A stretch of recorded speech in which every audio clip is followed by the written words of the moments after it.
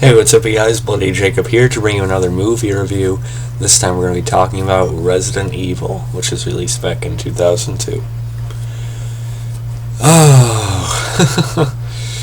Oh, it's almost 1 in the morning, but after doing my video on Resident Evil 5, I did promise you guys a video talking about the live-action Resident Evil movies, or at least the first one.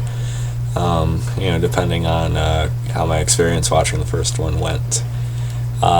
Before I really tell you what I thought about it, I did see the first 2 or 3 movies before.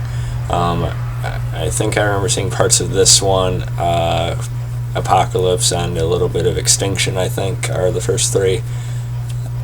Quite a few years ago, at least when I was in middle school or elementary or something like that. I think it was closer to later part of elementary, maybe I could be wrong. But a couple of my friends and I at the time anyway, friends, but we didn't really care how good the movie was, nowadays I have an extreme love and appreciation for film and television and what can really go into them. How much a person can really invest in these types of things nowadays is absolutely amazing, and it's really just my love for this kind of stuff has changed my life for the better. It's really become my passion. So then, I had seen them before, at least, the first couple, maybe, first 2 or 3. But, I wanted to rewatch them again, starting with the first one, to get more of a fresh take on it now that I do care more. And I am a pretty big Resident Evil fan, I really, really enjoy the games. And for a while, I really, I really did not want to watch the live-action movies, even not remembering a whole lot about them. I just want to stay away from them because I know they just don't live up to the games,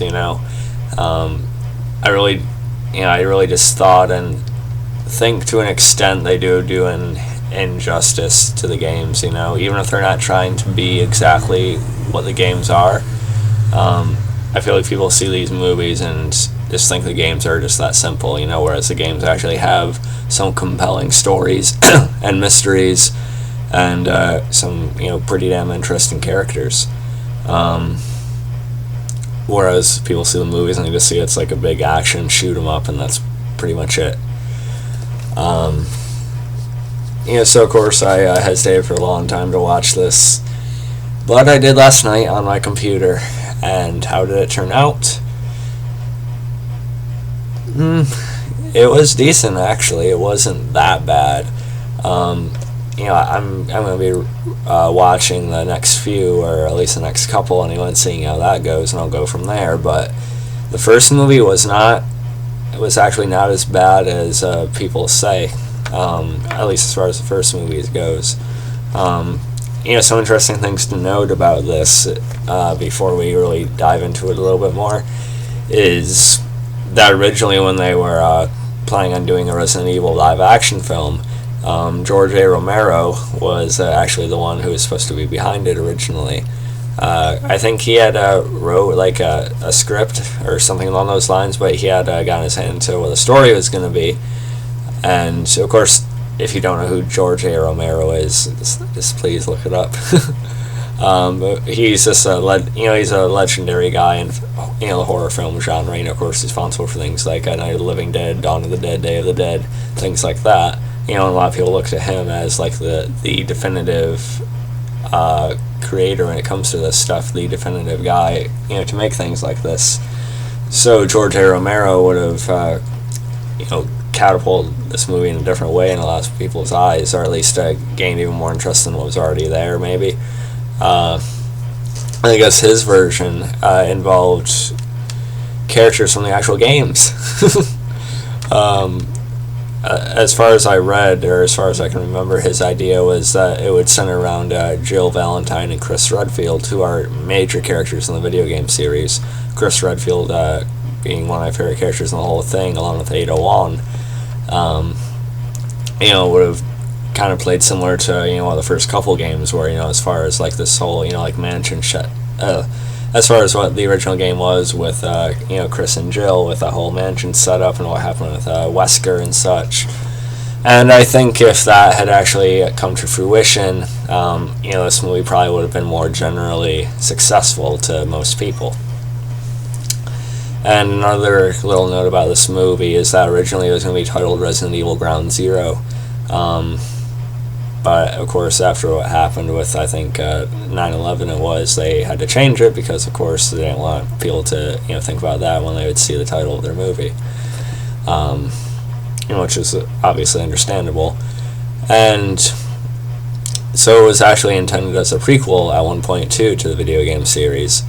And so, for me, I've always thought, it's not exactly like the video games and, things of that nature. Now, if this is actually intended as a prequel at one point, I can sort of see that. I can see that to, a certain extent.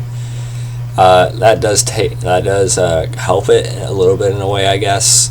And I really tried, when I was watching this movie, I tried going into it with an optimistic mindset. Acknowledging that's not going to be on the level of the games for me, but willing to enjoy it for what it is as well. Because I'm going into it thinking, okay, it's not going to have the substance of the games, but maybe I'll enjoy the action. Maybe I'll like, the kick-ass female, lead character or something. And yes, I would have preferred it if they actually used a character from the games. That would have, helped, a decent amount, I think. As far as the Alice character actually goes, she's not bad. She's a somewhat interesting character, at least in the first movie. And I don't know if I'm probably gonna mispronounce her name, but Milla Jovovich, she actually does a decent job. I sort of like her moments of getting these like flashes of memory to who she actually is and how it ties into what's going on at this facility. Like, it's underneath Raccoon City, and it's a genetic research, and of course shit goes wrong. It's of course owned by the Umbrella Corporation, and I did like the first little bit of this movie, the first little portion of it, because, or at least like the opening, I thought was actually kind of interesting, because we have Alice. She awakens in a deserted mansion. She has this form of amnesia. She's looking around the mansion, then, all of a sudden all these people just, like, jump in and, take them captive, what we think, anyway. And, we find out that, this group explains that everyone's an employee of Umbrella, and, except, Matt, who is a character played by, Eric Mabius. Let's see. I'm sorry, I'm just kind of blanking out right now. Sorry about that. But we found out that Alice is actually pretty heavily involved with the Umbrella Corporation, and it turns out she's actually involved in this plot to try and go against what they're doing. And this turns out to be Matt's sister, and that's what wraps him up in this, and this creates sort of like a temporary conflict between the two of them, because he knows that someone eventually set her up, or something got flipped around on her. And so Alice, forgetting who she is, or at least not fully knowing, who she truly is, how she's supposed to act, and what she is exactly involved in, was actually semi-interesting to start with. And the character of Spence, played by James Purfoy, we have seen him recently in, let me think, he was in The Following. He was sort of like the main killer in that for the first season or two, I think. I never watched that show, but I do remember seeing the previews for it. And, supposedly they were like married, then I found out it's more of a setup by the Umbrella Corporation, and, they're just basically security guards as far as I can remember, I guess. And it turns out that Spence was actually the one who sort of had a huge hand in causing what happened to this initial outbreak in the facility and such. And the plot's a little bit, it can be a little bit all over the place. And as far as the acting goes, like I said, it's not bad. Milla Jovovich, she's fine for the role she has, though I feel like at times she can be a little bit dull. especially early on. Like I said, there are some interesting elements to her character to start with, but at times it felt a little bit flat. But I try to look at it in a different way too. I try to look at it as okay, she doesn't remember anything, so I feel like she should be like panicking more as to with everything going on and such. But at the same time, she seemed like she was a pretty damn intelligent person who is on the inside. So maybe she's still kind of retaining her more stoic, cold way of carrying herself. That's what I'm gonna go with. Sorry about this, guys, but my cat's down.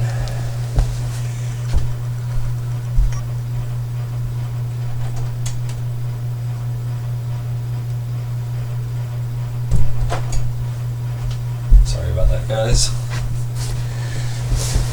I sort of forget what I was in the middle of saying. But anyway, that's my idea as to what was actually going on with Alice as far as Milla Jovovich's performance and explaining that. There are moments she has at the towards the climax of the movie where we see a little bit more emotion out of her, which I appreciated.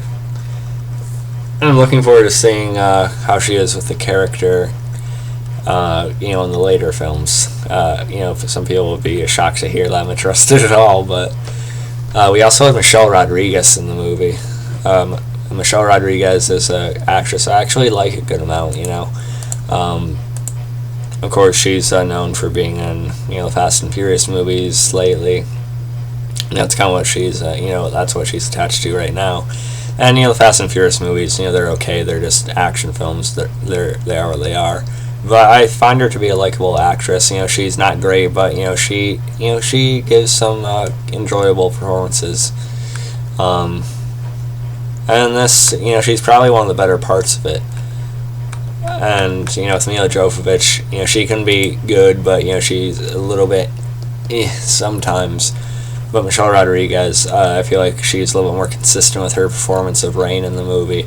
And she definitely works as this secondary badass female chick who actually proved to be, kind of popular. One of the things that actually worked coming out of the movie, I think.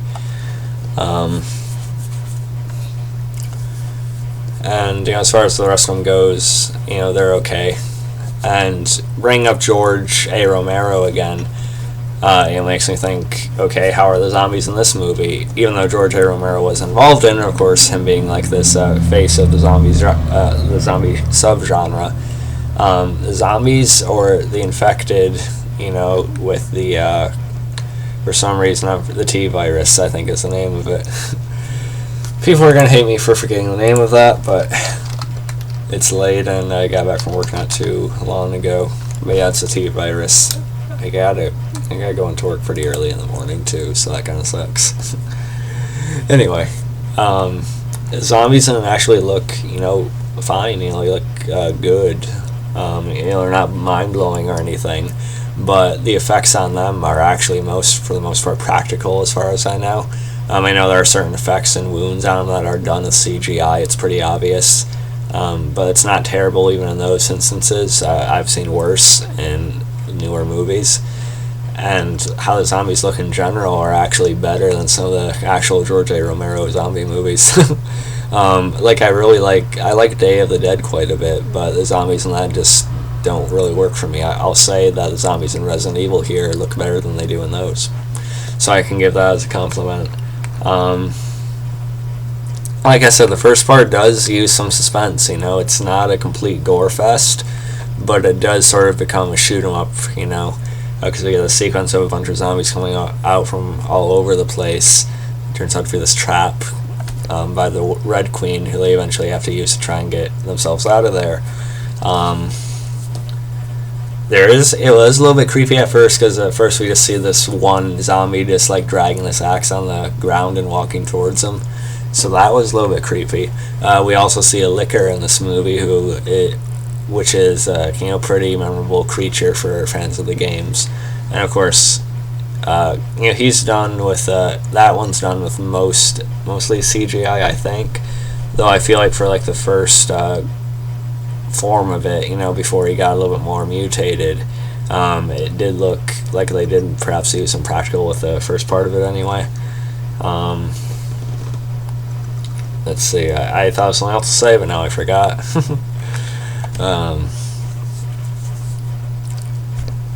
And yeah, the dogs in the movie. Of course, we see a lot of undead dogs in the video games, and they actually, as far as I know, I was reading on IMDb, they actually used real dogs in the movie. So they had like a bunch of not actual blood. Let me see if I can look up the fact word for word on IMDb real quick. Give me a second, guys, if you'll give me a little bit of patience. So let me see real quick.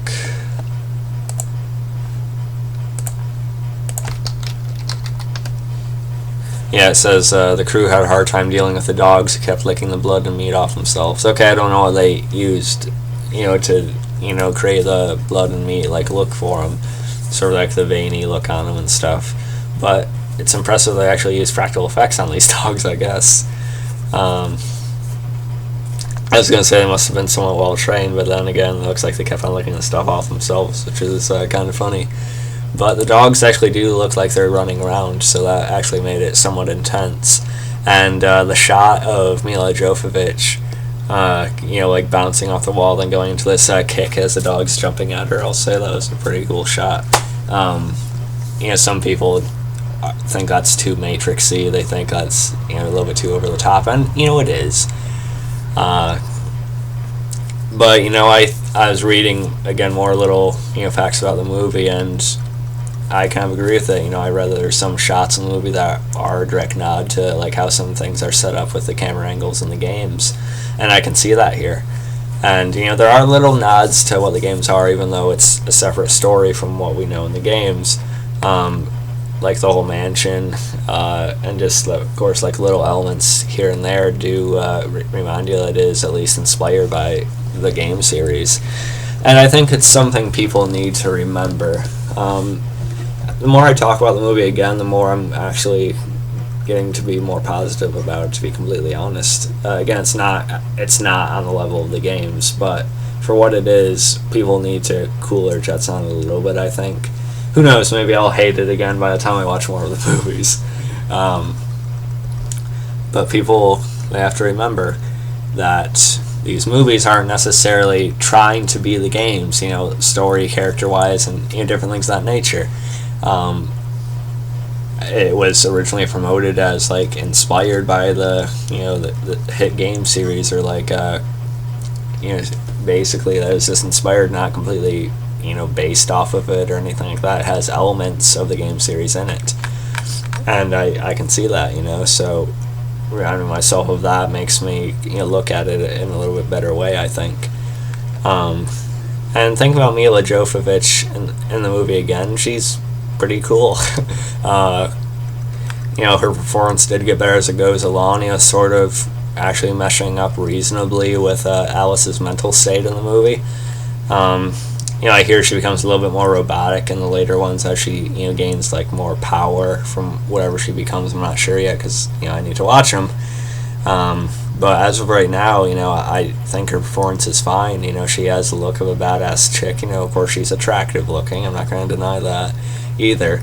And there's an obvious piece of clothing I have her wearing towards the end of it that's obviously there to show a certain area of herself. But I do think she does a decent job in the role. And the character is semi-interesting, which I didn't really expect. Not on the level of Celine from Underworld or anything yet, but it's better than I was expecting, I'll give her that. And the action itself, like I said, there was a little bit of suspense in the earlier part of it, but then it becomes more of like a guns a-blazing thing, which isn't really what I wanted for it, but the action itself is fine. There is a pretty important sequence in like this more tunnel area where the survivors are crawling on these pipes to try and evade the zombies, who are trying to reach up and grab them. That was actually a little bit intense. It had this, sort of claustrophobic, type of feel to it. All surrounded, walls closing in. So I did like that part of it. And I also want to mention that. Let me see if I can look it up for a second. There's an actor who's now on Arrow, or who was on Arrow at one point. Let me just look this up real quick. I need to watch more of Arrow because I'm kind of forgetting a bunch of stuff now. Let me think. Okay, yeah. Colin Salmon, or Salmon. Anyway, I'm bad at names, you guys know that. He's also in this movie. He's sort of like the leader of this group that initially brings Alice and Matt in. He doesn't last too long, though. He's sort of, killed off, midway through the movie. But, it's one of the more memorable scenes in the movie, I guess, because they get, he and this other girl get trapped in this, like, little room area after they try and, open this door. And like this laser comes through, he's able to jump up onto the ceiling and hold on long enough so the laser goes under him. But then when he's ready to dodge it again, when it comes back around, it turns into this like whole like diamond like pattern, and then just cuts him into pieces. Just as the guy stops it, so it gets through him, and the guy's too late. And as far as like the blood and stuff goes, there's actually not that much. I was expecting a little bit more watching it again. There's not a whole lot of gore in it, really. I mean, there's even this moment where a guy gets pulled into this elevator by a bunch of zombies, and I know obviously he's being devoured, but we don't really see a lot. I felt like there actually could have been more blood and gore in this movie.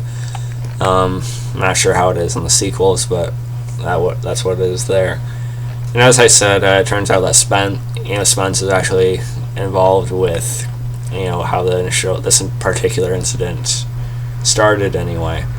And, of course, Alice could probably have taken care of him, but he has a gun on her, and this liquor ends up killing him. And the liquor is sort of like the final boss of the movie. Of course, all the games have this final boss, and the liquor's kind of that for the movie.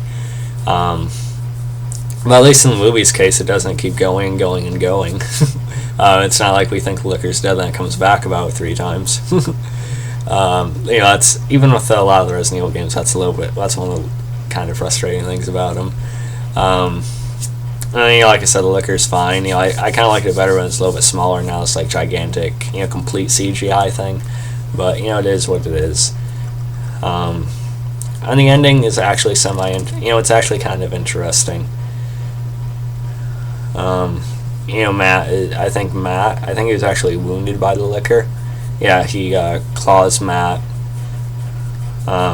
Kathleen, he was like the secondary leader, along with Rain from the initial group that brought him in. We're trying to get him through the facility. He made it through this tunnel area, but the liquor just ends up like grabbing him and hurling him from the train. So I kind of find it funny how they brought him back like that, just to and then Rain actually gets, probably the biggest death of the movie, because she has bitten a handful of times, actually, at first just on her hand, and, then again, after a certain point, she just stops giving a shit after that.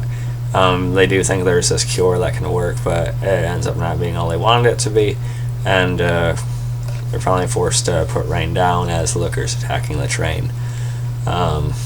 Again, Michelle Rodriguez, she was decent in the movie. She's a decent, likable actress, and she's decent here. She's a better person than she is an actress, as far as I know. But, she's not bad. Then we have this group of Umbrella scientists come in. They seize both Matt and Alice as the wound is mutating a little bit. And that's before Alice can give him the antivirus. And Alice tries to fight him off a little bit, and she knocks quite a few of them down, but they end up knocking her unconscious. The cat's at the door again, sorry about that.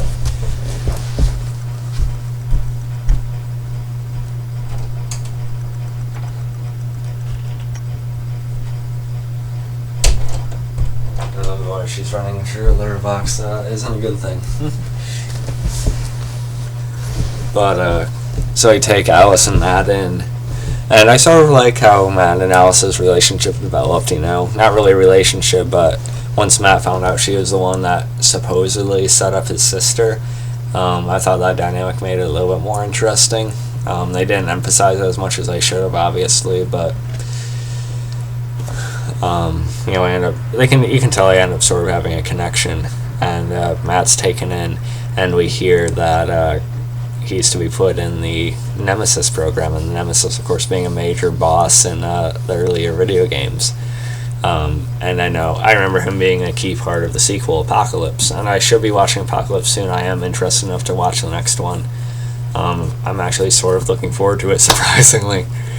But yeah, and we have Alice. She wakes up again, no memory of what happened since her capture anyway.